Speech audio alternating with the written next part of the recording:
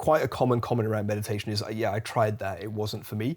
And it's to understand that yoga and meditation are umbrella terms for what's a wide set of disciplines underneath them. So just because something wasn't for you or you didn't like the vibe, it doesn't mean, it's a bit like kind of saying, yeah, I tried that fitness thing, it didn't really work for me. And as it is with yoga, meditation, anything else, it's really about finding that thing that's going to work for you and persevering with that beyond, oh, I tried it once, it didn't work for me.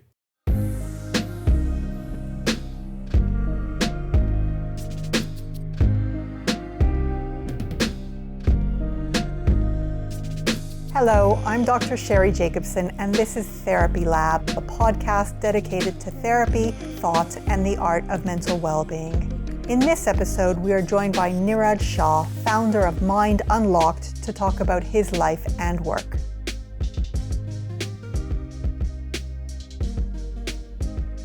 Niraj, welcome. Thanks, Sheri. Thank you very much for joining us today. I'm really excited to be here. How are you doing? I'm doing pretty good, actually. I'm a little bit sleep deprived coming into this, but that's something I'm pretty aware of. But generally, I'm really well. Okay, good. Tell us a little bit about what you're doing currently and what you're working on. Sure.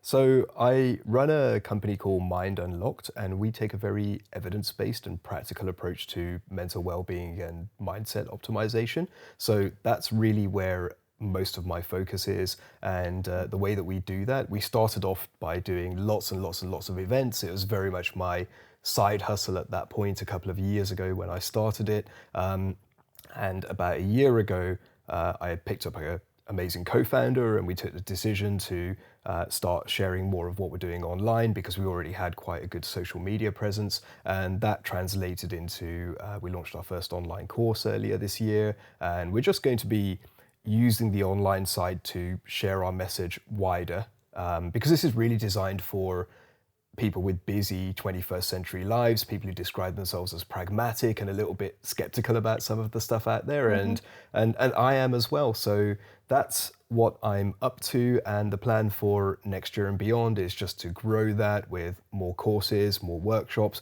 but always like staying and doing real world things as well, because we don't want to just become another app or a tech business. I think what's interesting for me is having that hybrid kind of offering where we are doing real world stuff, which I think in person is always best. But a bit like what you're doing with Harley Therapy, we're using the online side to just reach people who maybe don't have the same level of access. Yeah, so you're keeping the human in there. Yeah. Tell me what it means to have an evidence-based approach to mental health. I think so. I think it's good to explain why that's important. So it's much more important to our audience than it is to me personally. I'm much more of an experimenter because I've had to really look at my emotional well-being and mental health, but not everybody has the time to do that. So what we found is that when we focus on what's evidence-based and actually practically usable for busy folks, then they're a lot quicker to say, okay, I'll give this a go because there's a body of evidence behind it. That shows that it's efficacious. Exactly, efficacious, and ultimately, at the end of the day, all anyone really cares about is this going to help me get the result or the change that I'm looking for? So from a personal point of view, I don't think something has to be evidence-based in order, what works. But the reason that our work is evidence-based is because we're really building this for a group of folks who I don't think have been very well served by the wellness industry, because they may not want to go to a yoga studio or to a religious center or to burn incense, but they do want to solve their problems around stress or anxiety or insomnia or those kind of things. And the other thing that's worth saying about evidence bases, and I think this is quite misunderstood by society today, is that science works with probabilities. It doesn't work with absolutes. So it's not to say that just because something has an evidence base behind it, it's definitely going to work for everybody. It's just something that helps us make a shortcut between, okay, what is this hypothesis, and is there a good chance it might work for me? Right. What are some of the courses and events that you run? What topics are they, and what do they look like in practice? Yeah. So broadly speaking, two things at the moment. So we found that a lot of our work centered around meditation and meditative practice, and that's because there's a lot of good evidence about certain meditative techniques and their relationship to stress, anxiety, sleep, and creativity. So we ended up running a lot of meditation events, but I think one big differentiator from day one is that we always paired the event with some sort of outcome. So it was never, let's meditate because we think that we're going to become enlightened, but it was actually, let's look at the relationship between meditation and what that will do for our stress levels, or how that might help us to sleep better. So sleep became its own subject, because what I found is that whilst meditative practice can help with sleep, there's probably 3 or 4 other things that are going to help a hell of a lot faster. Just things like making sure that it's a completely dark room with blackout blinds, and limiting our exposure to blue light before bed, and even looking at some of the nutritional aspects, like for example, trying to make sure our main meal or our last meal is a good 2 to 3 hours before bed, if not more, so that we're actually resting instead of digesting. So meditative practice was one, sleep became its own module, and then the thing that I'm getting asked to speak about the most at the moment is digital balance, so the relationship between technology and the human mind, and how we can actually use our devices and technology in a way that we still feel happy about. So yeah, and then our first online course was actually a course designed to teach someone how to build their own personal meditation habit, because the disconnect that we found was that there's some amazing apps and services out there like Headspace and Calm and Insight Timer. We're huge fans of Insight Timer. However, none of, when we were talking to our audience, because we actually polled them and said, okay, which course should we build out of these 7 or 8 topics? And they came back and said, build a meditation course, which really surprised me, because I thought the last thing the world needs is another meditation course, another meditation app. But when I went back to them and said, well, what is it that you're not getting from what's out there that you want from us? They said it's actually like helping us to understand the science and understand the principles in a way that we can actually build our own personal habit. Because one of the things I truly believe about health and well-being in general is that it's very personal and it's very nuanced. So what works for you may not work for me. It depends on our history, our lifestyle, our other factors, the time available, and so on. So I think our big work this year has been helping a whole bunch of people to really work out what meditation means for their lifestyle on their terms, as appropriate to them. Tell us a little bit more about the digital side. Yeah, so where this started from, so my background, I mean, I've been a techie my whole life. My original plan A was to go to Silicon Valley after I'd finished my studies, and that didn't happen because of some big world events like 9/11 and the dot-com crash that happened around the time that I graduated. So, hugely into technology. In the end, I ended up founding a technology business. I've invested in tech businesses. But a couple of years ago, I remember being really unhappy with my own tech habits, and I knew that I was on my phone too much, and I knew that I was on social media too much.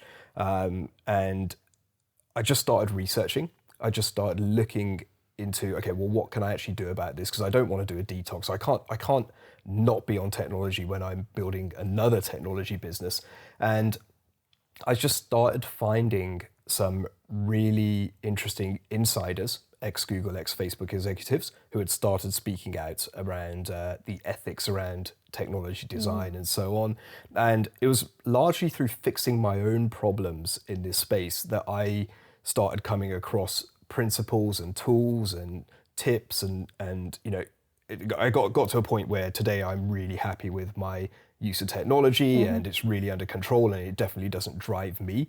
And yet, yes, there is often a daily battle around that where I need to remind myself, but even so, I know that I'm in a really good space. So I did all of that, and then I published a blog post on it, and people started getting in touch and started saying, actually, we're not happy with our tech habits. And I think whenever this subject comes up in conversation, other person will say something like, yeah, know that I need to do less of, and the less of could be the phone or Netflix or video games or whatever. So I think people instinctively know. And I think also what's changed in the last couple of years is I've seen a lot more folks out there saying that actually now I know that maybe all this stuff isn't so great for me. Yeah, it just, as with everything else I've done, I saw that there was a problem, and I saw that we had learned some habits around this. And then when I came together with my co-founder, Jessica, she'd gone through a similar journey. So we just pulled our knowledge and, this is very much a work in progress, but we've come up with a set of steps and a set of core learnings so that somebody can completely reframe their technology use so that it serves them instead of driving them. Yeah, and obviously the link with stress is an important one. When did stress become an issue for you? And let me take this as a point for you to talk about early experiences and any difficulties and challenges that you faced. Sure. So when I'm not sure, there wasn't a point where I woke up or had a moment and thought stress is a really big issue in my life, but I have had two big trauma points in my life. One was as a teenager, 14 years old, and very suddenly and unexpectedly, my father had a heart attack, and we lost him, and he was 47 at the time. So that, but that was in the 90s, and I don't remember thinking I'm really stressed or traumatized by this. Of course we were upset, but what I do remember is that it forced me to grow up very, very quickly, and it forced me to, what I've learned later in life is I actually suppressed some emotion because of that to help me get through that. And later in the last few years, I've had to work on undoing some of that so that, just for my own happiness, if you like. But and then the other big trauma point for me was at the age of 30, out of nowhere, I had a full-blown stroke, and very sudden, very serious. And again, I don't remember. I remember feeling incredibly lucky. I remember lying in hospital and thinking, I don't think that I should really be here, as confirmed by the doctors. I think that first year was quite difficult, and the reason being that from a statistical point of view, I was in a very tough place because the chance of reoccurrence is so high, and also we hadn't isolated what the cause was. Of course, something caused it, but they did every test that they could and couldn't find anything. These things can happen for any sort of reason. So I think going back to sort of earlier parts of my life, those have been the two big trauma points. And then along the way, of course, there's been job-related stress and, sort of just life stress. But I always took that in my 20s as this is kind of par for the course. There was nothing in that where I felt, where I felt despair. Because I think when stress starts turning to losing hope, that's when it becomes really, really problematic. I'm happy to elaborate on any of this. I just don't want to go off on a tangent. No, it's all very relevant. And I wonder what your experiences of stress were like, and then how that led you to go on to work so much in the field. Yeah.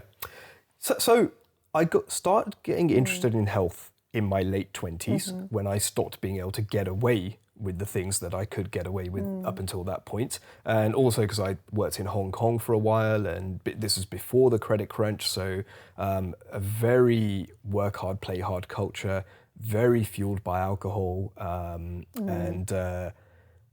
that was the first point where I started cleaning up my food and started going to a gym and started being more conscious about my drinking. So the biggest irony is that probably about a year and a half or so after that, then I had the stroke. But that was the interest in health. And then I'd already decided I was transitioning from my corporate career into my first business, and I wanted to do something in health plus technology, which is what I'm doing now. And then after I had been lucky to be able to recover, I was at home a lot and I had to sleep and think and read, and that was all I could do. And I tried to get something going in health and tech and failed miserably.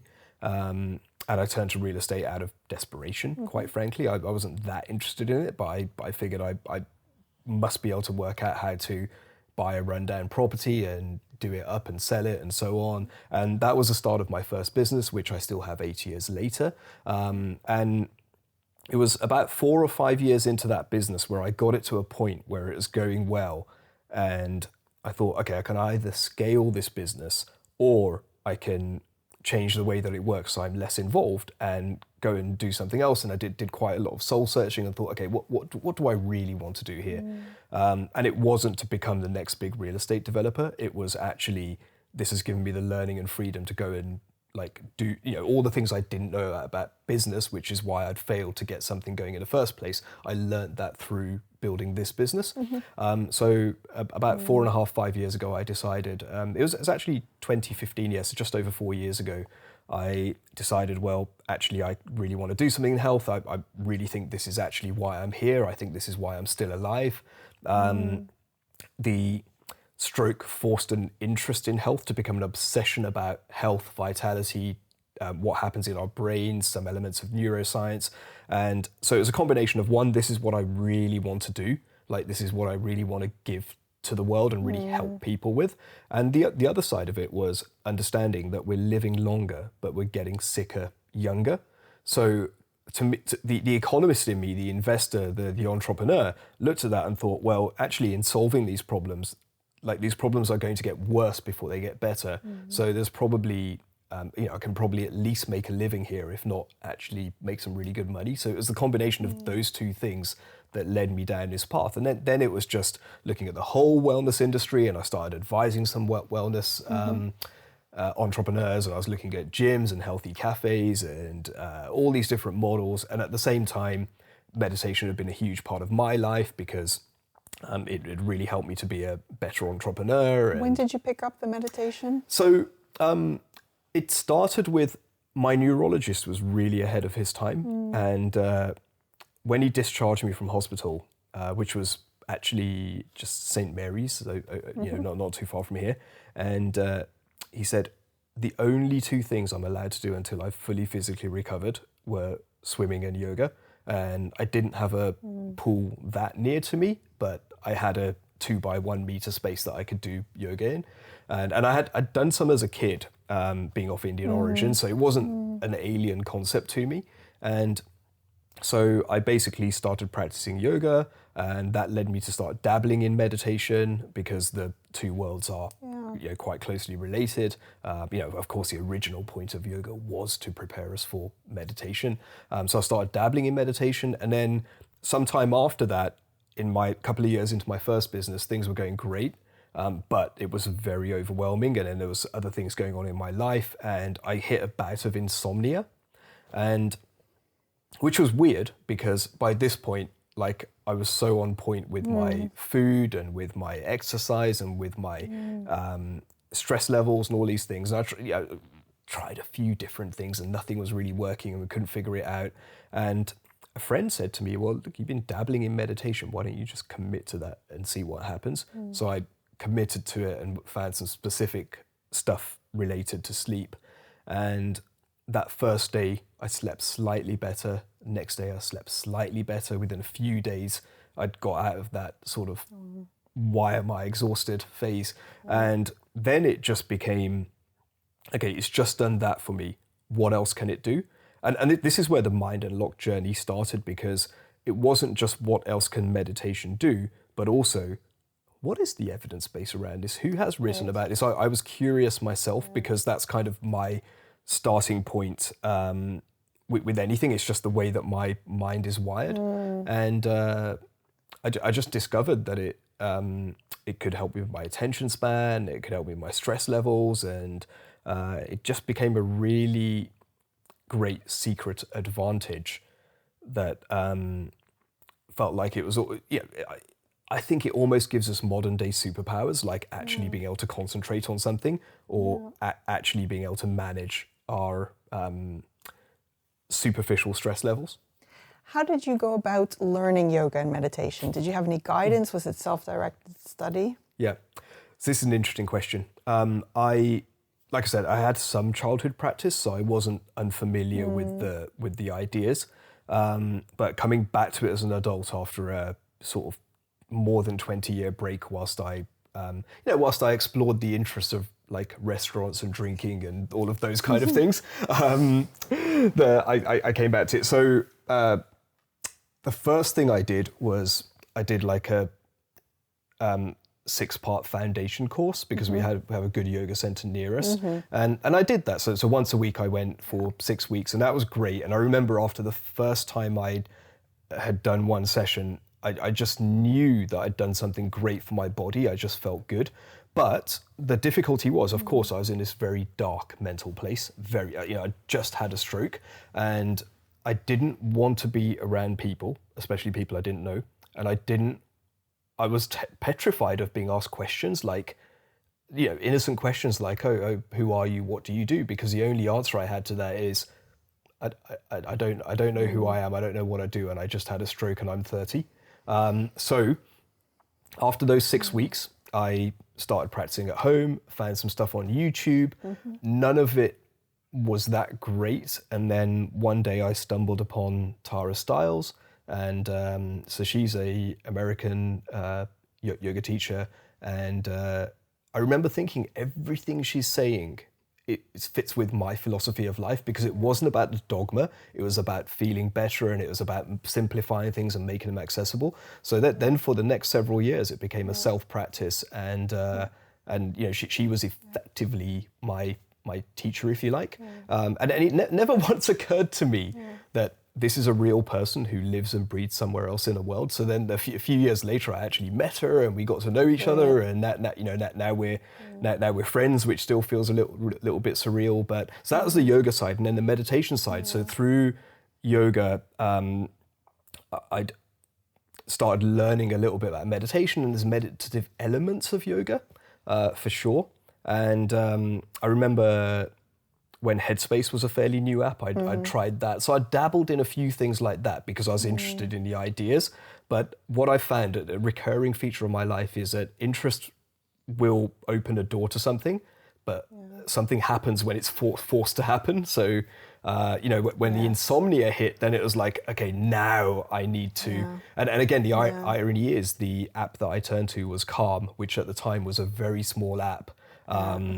And that now is, of course, the first unicorn in our space. Right. So. It is interesting. I'm starting to use that, because meditation and yoga are kind of the last of the mental health pillars that I've yet to delve into. And Insight Timer is the other one that you recommended, which I'm trying as well. With regards to like implementing it on a regular basis, how do you make it habitual if you do?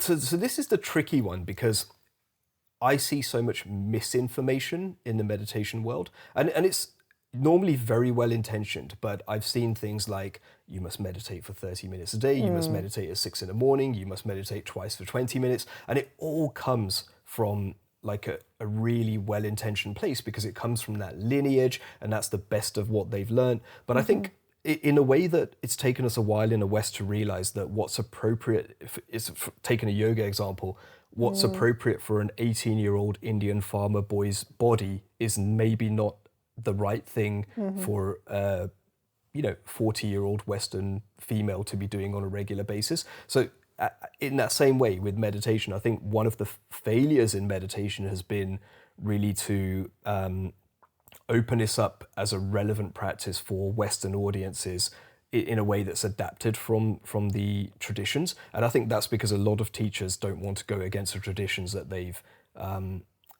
learned from, whereas my attitude is actually I just want to do what works. So going back to this, I think talking about misconceptions, the most important things are actually finding and discovering the way that meditative practices are going to work for each individual in their life. So the 6 a.m. thing sounds really great, except, well, what if somebody has small kids and the morning is centered around that and so on? And then the problem is then if somebody misses that, then they feel like they've failed for the day and all of that kind of thing. So I think finding a time that's appropriate, which could be 8 at night, it could be lunchtime, it could be 10 in the morning, it could be 6 a.m. And I think for most people, especially if they haven't sort of done any real meditation, except, I'm not talking about things at the end of a yoga class or something like that.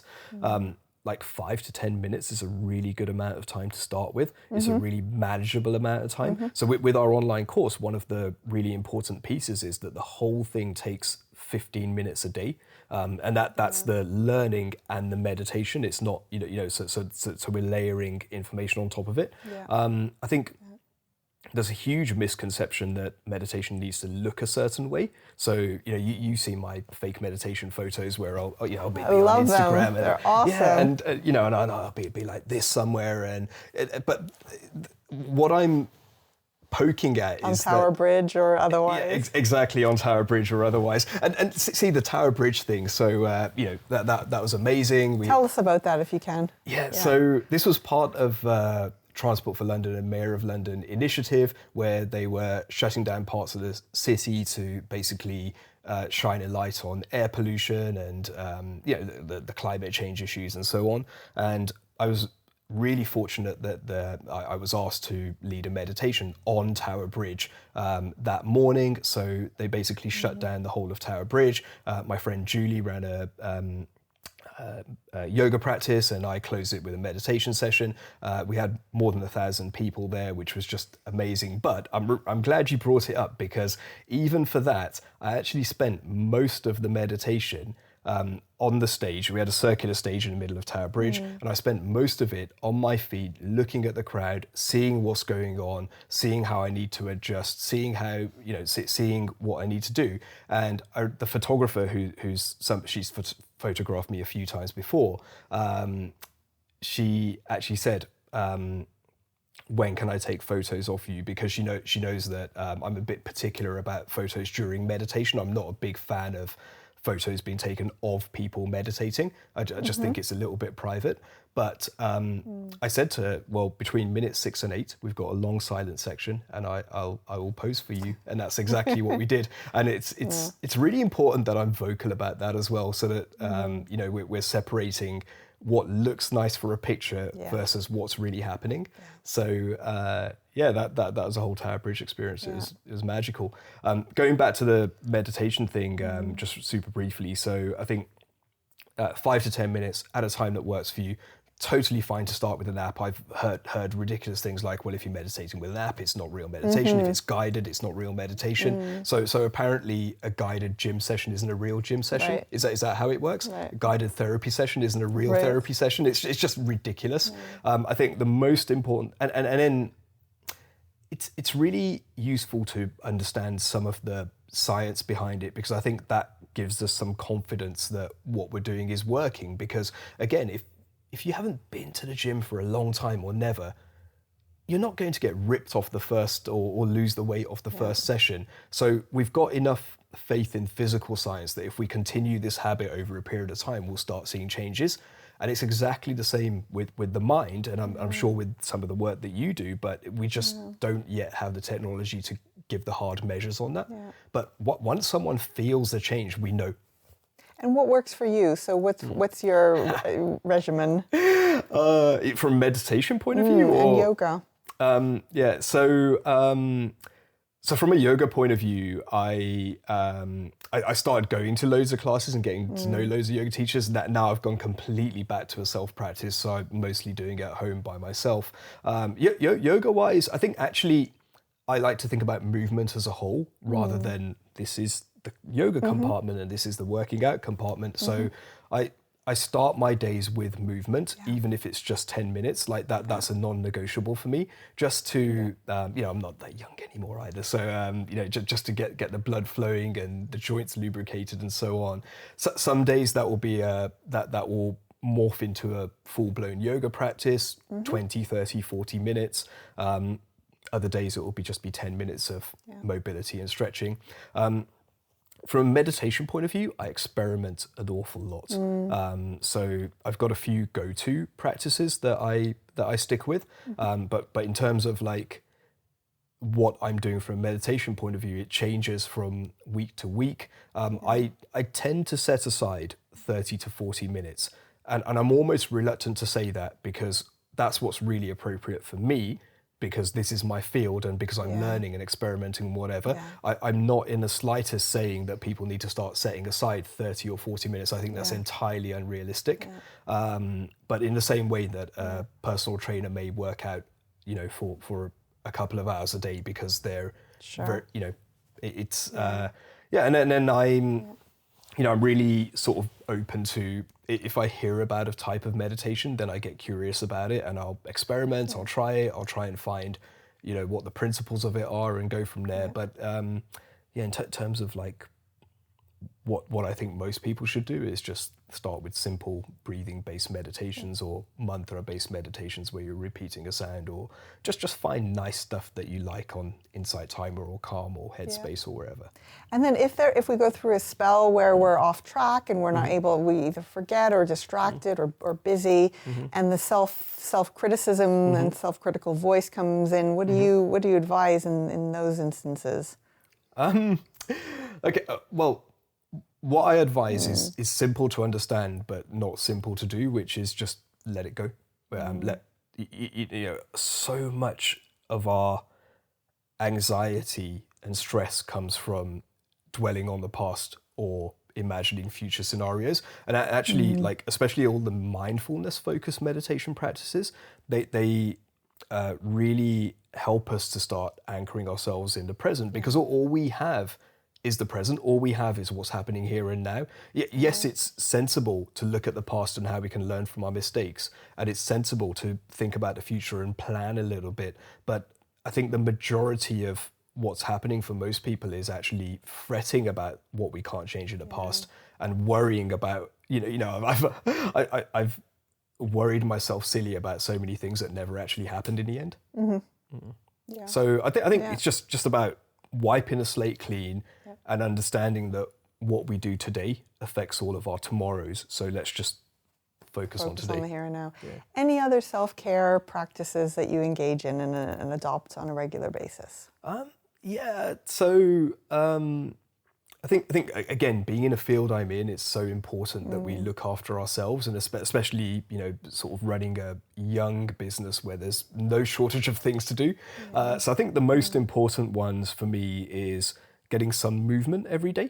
So I only actually like work out maybe 2 or 3 times a week, but I always get like a good 10 minutes of movement. So I think that's a big one, and probably like just having morning and pre-bed routines. So that's been a big one on the tech side. Like, instead of waking up and checking email and waking up and sort of losing myself in Instagram, which I was going to ask you if you check your phone before you do your yoga in the morning. Yeah, I used to. I don't anymore. So the way I look at it is, I heard this amazing phrase from one of our mentors a couple of weeks ago, which was, you don't tune the violin after the concert. And this is exactly the way to think about our own well-being, which is actually, in this day and age where we get bombarded with things coming into our pocket or handbag or whatever via our mobile devices, we have to be vigilant to sort of prime ourselves first. And for me, like, because I travel quite a bit, I keep it really simple. The 3 things that happen every day, non-negotiably, is when I wake up, I get some hydration, I get some movement, and I do something for my mind. That may be a meditation practice, or I may be putting that like into my mid-morning because I find that a really good time to kind of reset as well. Or it may be as simple as just, you know, reading a few pages of a useful book, like something business oriented or something mindset oriented, or it might be listening to a few minutes of a podcast whilst I make my coffee. I like a good black coffee is a one of my rituals that I really enjoy, but I try and do that after I've done the other stuff as a bit of a reward. But yeah, why have a morning routine? It's really, really simple. It's so that I don't get sucked into the email and sucked into social media or sucked into the news, and then 20 minutes later I'm wondering what just happened. And also now I've just wasted the first 20 minutes of the day, and that's when that critical self-chatter can start. And then the pre-bed thing is, again, I think this last year I've realised just how important sleep is, how fundamental sleep is as a healing process. Because I don't want to go to sleep. I'm quite wired for the night. I get a second wind at 11 p.m. I don't really want to sleep, but by having a pre-bed routine, that helps me to really start signaling to my body it's time to start winding down, having a hard break on work, because otherwise I just want to work. And starting to change the conditions so that I'm going to get a really great night of sleep so that I can, live a full life the next day. Yeah. And I noticed that therapy does not feature in any of your self-care regimes. What is your view on therapy, psychotherapy, talking therapy? So I think I've been incredibly lucky in the sense that I've never had what I'd consider a serious mental health condition. I think I've been incredibly lucky to just be born into the right family and have the right people around me. And what I mean by that is I grew up in a very loving household, and as a result, when my father passed away, there was a lot of support, and we never felt alone, and so on. And even in the aftermath of the stroke, I think I've always had a really strong mindset and really strong mental resilience, and that's probably the only reason why I haven't visited therapy, because I really love the work that you're doing, and I think it's so relevant. And I even know that if I did go for therapy now, it would probably help me, but it's just a lot lower down my list of priorities because I'm already feeling pretty good. So it hasn't featured for me, but I think the reason it hasn't is because I've been lucky. And I think especially when somebody's had some deep trauma, that's when I think these kind of therapies can come in really useful.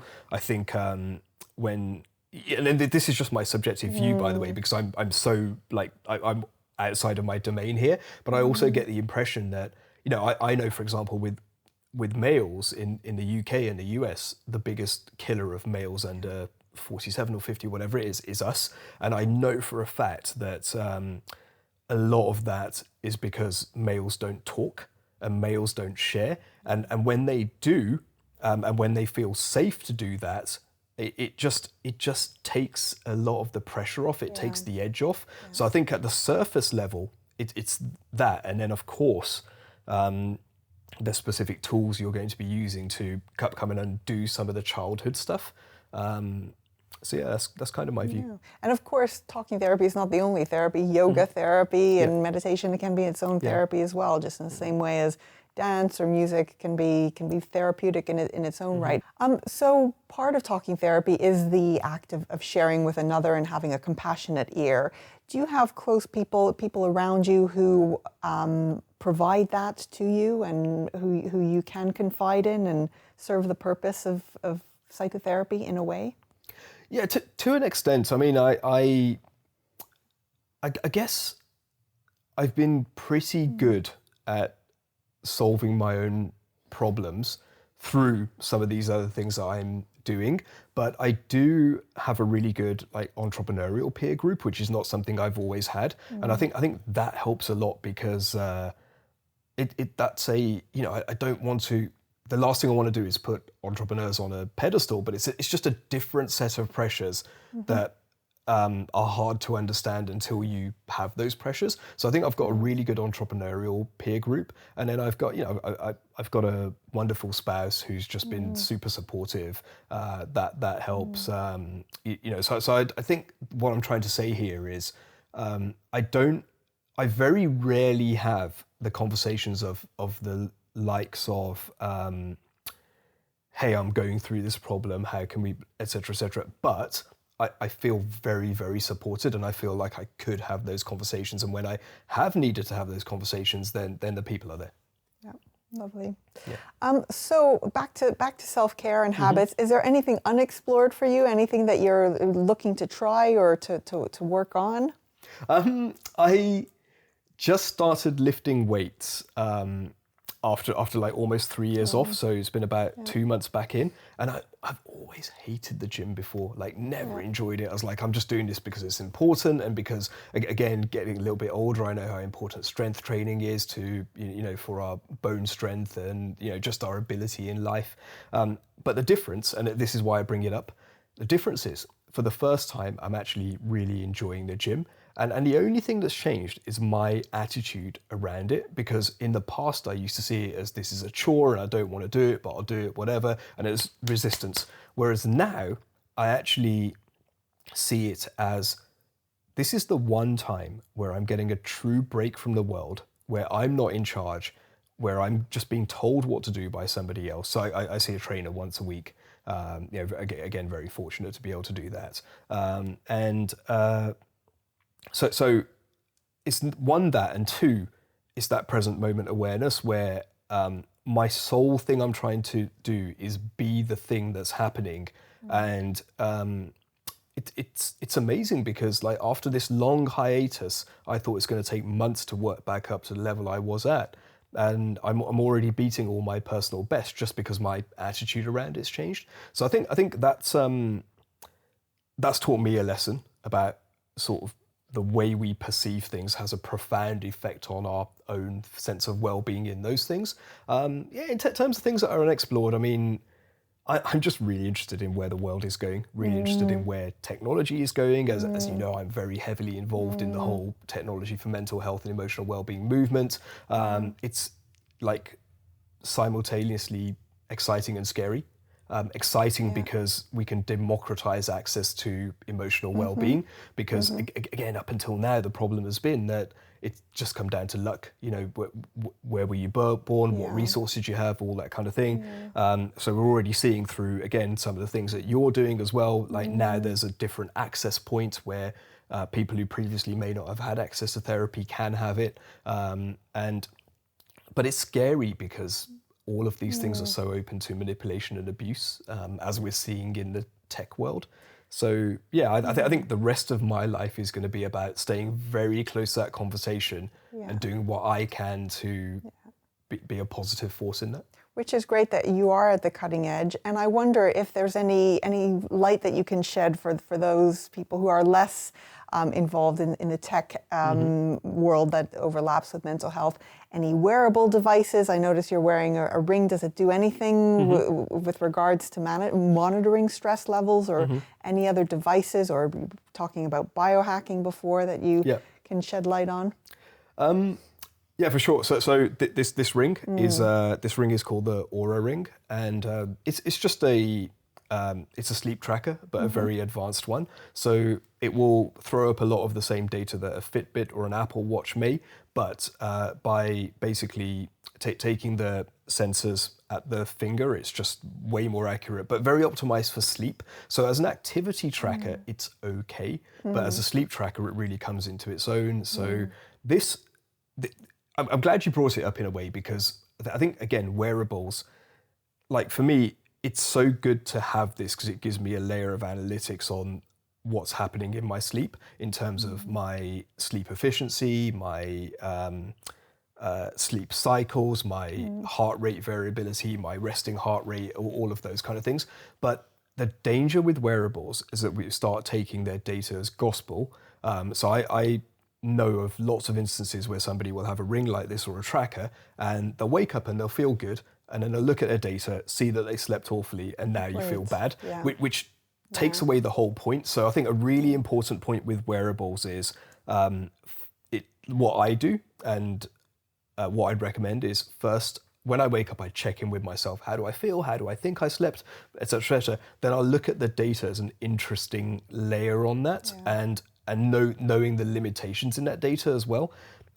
Where wearables become very powerful, though, is that after a couple of weeks, they create a baseline for our behavior. So we don't know, or rather, a better way of putting it is that what comes out of something like this is not absolute data, but its relationship to me is consistent over a period of time. So when that baseline deviates, that's when it gets interesting. So for example, it measures my body temperature whilst asleep, which is a key indicator of health. What that absolute measure is doesn't matter. What matters is when there's a deviation. So a few times now over the last year, it's given me a warning. Your body temperature spiked last night, so it was like half a degree higher or whatever. And it's almost like an early warning system of something isn't right. And every single time that's happened, like 4 or 5 times now, I've been coming down with a cold or something like that. So then I can start the hydration, lemon, ginger, all that stuff on day 1. And what might be a 4 or 5 day thing becomes like a 1 day thing. So that for me is super powerful. Other tech stuff, I think the one that I've just been going on about, that's probably my favorite of the last year or two.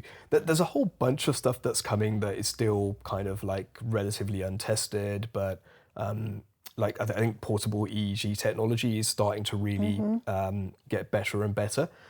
So that's like going to help us give a hard layer of analytics around what's happening in our brain. I think it's all useful, but it's so easy to take it out of context. And the danger is, I think people want to say, okay, if I get that ring, will it make my sleep better? And the problem is, if your sleep isn't good, it will highlight how bad your sleep is first. So I think everything needs a layer of understanding, which is a difficult message to give when people want to push a button and get a result. So it adds information and helps you build a picture about yourself. But what you're very much talking about is building tools that work for you and repertoires and experimenting a lot. Any parting comments for someone like me who wants to engage in something like yoga? Where do I start? So what I'd say is that this is true for yoga and meditation. I think I hear quite a common comment around meditation is, I tried that, it wasn't for me. And it's to understand that yoga and meditation are umbrella terms for what's a wide set of disciplines underneath them. So just because something wasn't for you or you didn't like the vibe, it doesn't mean, it's a bit like kind of saying, I tried that fitness thing, it didn't really work for me. It's like you got to find the thing that you like. And this is the key, right? So I've been, I get asked like, what type of meditation should I do? And the answer is the type you're actually going to do, right? So what's going to fit into your life? So I would say with yoga, there's some really good stuff online, and YouTube has so many great things, and just try 4 or 5 different things, and when you find one you like, stick with that.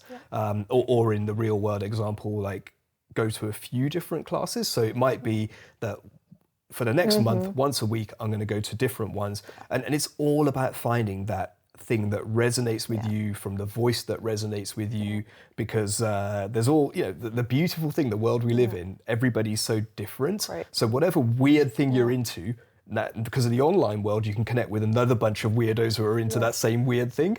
And as it is with yoga, meditation, anything else, it's really about finding that thing that's going to work for you and persevering with that beyond, I tried it once, it didn't work for me.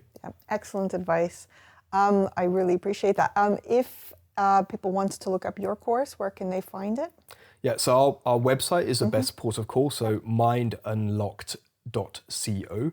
And on there, we've got a whole bunch of like articles and resources, and we're actually working a lot on our free layer of stuff, because I really think that everybody should be able to access this stuff. And then if somebody wants to take it further and be more supported and have more personal attention, then they can buy one of our courses or come into one of our workshops. But the free layer of stuff there is something we're building. And also, if they sign up to our mailing list, then every week we send out our 3 favorite mental wellbeing resources, and that's sharing all sorts of stuff that's free to access that we're finding around the world that fits into our kind of ethos. Brilliant, created content. Niraj, thank you so much for joining us today. Really appreciate you sharing your insights. Thank you, Sheri. HarleyTherapy.com is here to help you book counseling with qualified professional therapists online or in person at the times and prices that suit you wherever you are worldwide. If this is your first listen to Therapy Lab, do hit subscribe to keep up to date with new episodes. We'll see you next time.